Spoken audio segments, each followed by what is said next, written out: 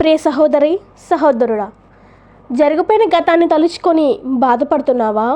మీ జీవితము పట్ల ప్రతి విషయంలో కూడా చాలా భయంగా ఉందా? ఎటు వెళ్ళాలో ఏం చేయాలో తెలియని పరిస్థితుల్లో కృంగిపోతూ బాధపడుతూ నిలబడుతున్నారా? అయితే గుర్తుపెట్టుకోనండి, మనం క్రైస్తవులుగా ఉన్నాము, మనం దేవుని నమ్ముకున్నటువంటి బిడ్డలుగా మనం ఉన్నాము. మనం భయపడాల్సిన అవసరము లేదు. జరిగిపోయిన గతాన్ని తలుచుకొని బాధపడాల్సినటువంటి అవసరము లేనే లేదు. ఎందుకంటే మన దేవుడు మనతో ఉండగా, మన యుద్ధ దేవుడు మనతో ఉండగా, మన గొప్ప దేవుడు మనతో ఉండగా మనము భయపడాల్సిన అవసరము లేనే లేదు. ఈ భూమి మీద బ్రతుకుతున్న ప్రతి మానవుడికి కూడా ఒక భయం అనేది ఉంటుంది.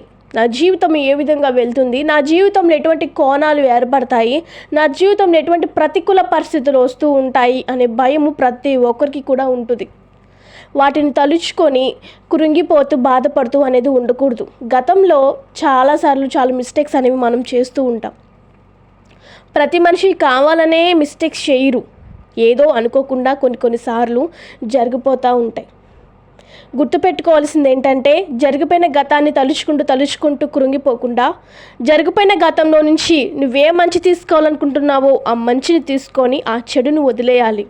నీ జీవితంలో, నీ గతంలో నీవేదైతే ఏ విషయం గురించి నువ్వు కన్నీరు కార్చావో ఆ కన్నీరు కార్చిన దానిని పక్కన పెట్టి, నువ్వు దేని గురించి సంతోషించావో, నువ్వు దేని గురించి ఆనందంగా ఉన్నావో దానిని మాత్రమే నువ్వు తీసుకోవాలి. అంతే తప్ప గతంలో అంతా బాగుంది కదా, గతంలో నేను చాలా బాగున్నాను కదా, అందంగా ఉన్నాను కదా, లేకపోతే గతంలో జరిగినవి మరలా జరుగుతాయేమో, గతంలో జరిగినవి మరలా ఇప్పుడు జరుగుతాయేమో, గతం తాలూకు జరిగిన విషయాలు మరలా పునర్విమొస్తాయేమో, మళ్ళీ జరుగుతాయేమో అని అనుకుంటున్నావేమో. అయితే ప్రియ సహోదరి సహోదరులారా, ఈ మాటలు వింటున్న మీరు ఒకటి గుర్తుపెట్టుకోండి, మన దేవుడు న్యాయం గల దేవుడు.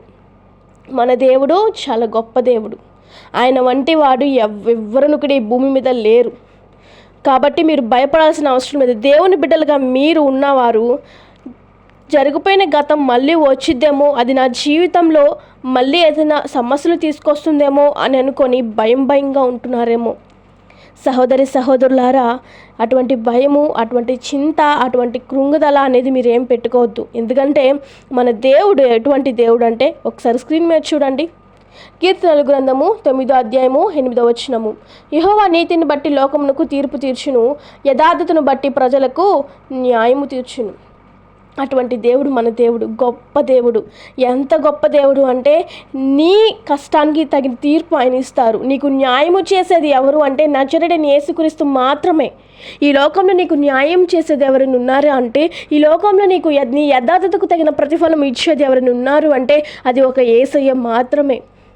కాబట్టి నీ గతంలో నువ్వు చేసిన తప్పులు నిన్ను ఏలెత్తి చూపించే వాళ్ళు చాలామంది ఉన్నారు. అర్థమవుతుందా? మీ గతంలో నీవు చేసిన తప్పులను ఇప్పటికీ ఏలెత్తి చూపించే వాళ్ళు ఉన్నారు. కానీ వాళ్ళ ఏలును దించేసే దేవుడు నీకున్నాడు అన్న విషయం నువ్వు గుర్తుపెట్టుకో.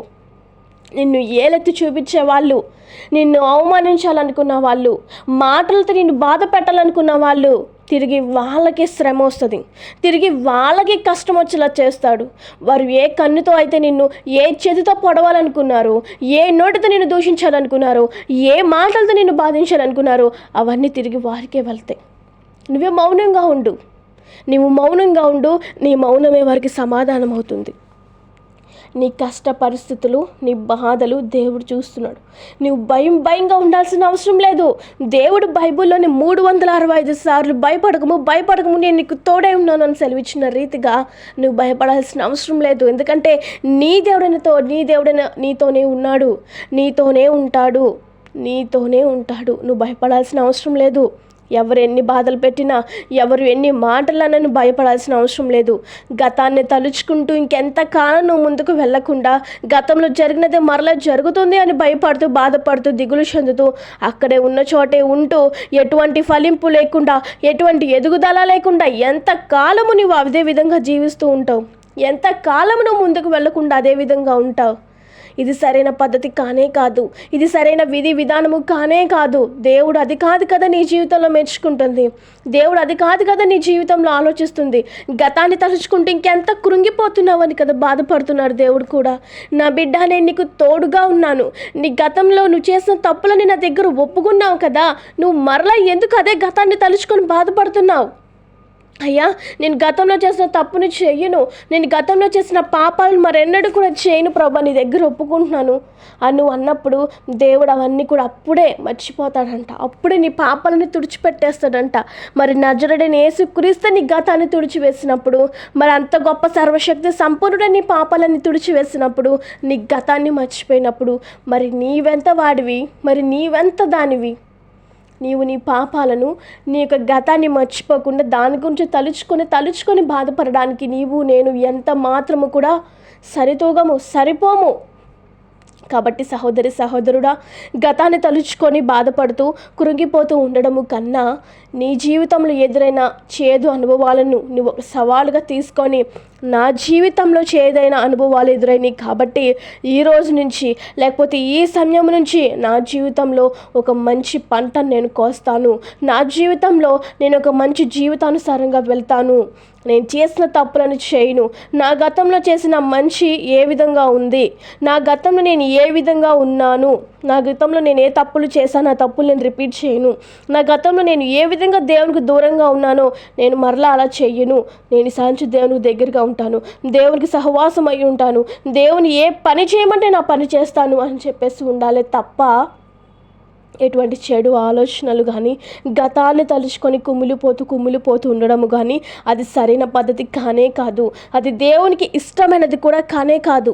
దేవుడు నీవు ముందుకు వెళ్ళు, నీవు ఫలింపు, నీ కుటుంబాన్ని చూసుకో, నీ కుటుంబాన్ని ముందుకు తీసుకువెళ్ళని చెప్తున్నాడే కానీ ఇదిగో నువ్వు తప్పు ఒప్పుకున్నావు కదా అయినా పర్లే నీ గతాన్ని తలుచుకొని కురింగిపోని చెప్పాడా దేవుడు?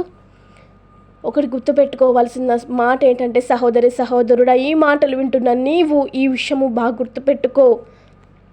నీ గతాన్ని పదే నీకు గుర్తొస్తుంది అంటే అది అపవాది గుర్తు చేస్తుందని గుర్తుపెట్టుకో.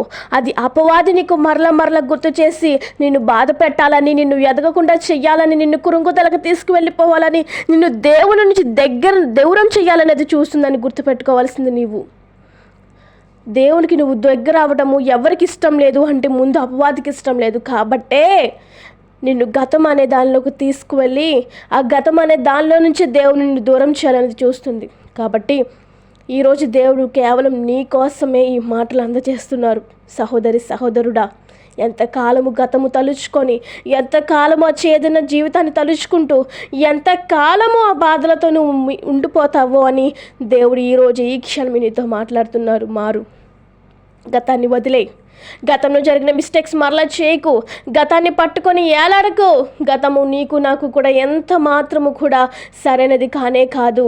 గతంలో నువ్వెంత విరోధంగా దేవునికి జీవించినా దేవుడు నీతోనే ఉన్నాడు.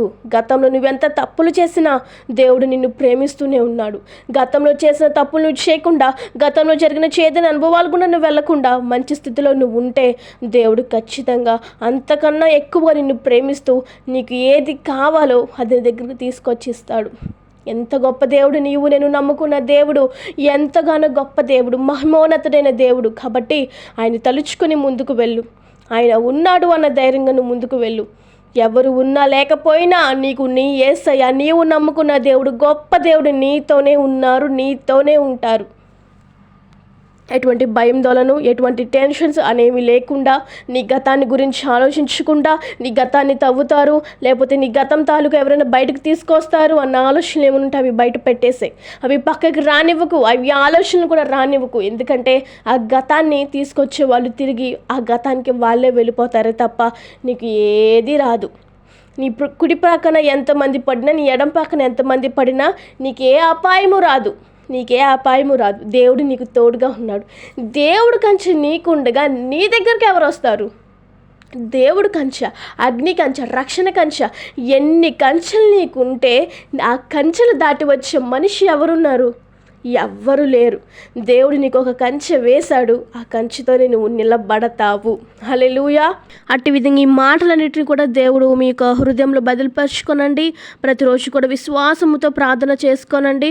అట్టి విధంగా ఈ మాటలను దేవుడు దీవించి ఆశీర్వదించును గాక. ఆమేన్. అందరికీ కూడా నా హృదయపూర్వక వందనాలండి. God bless you.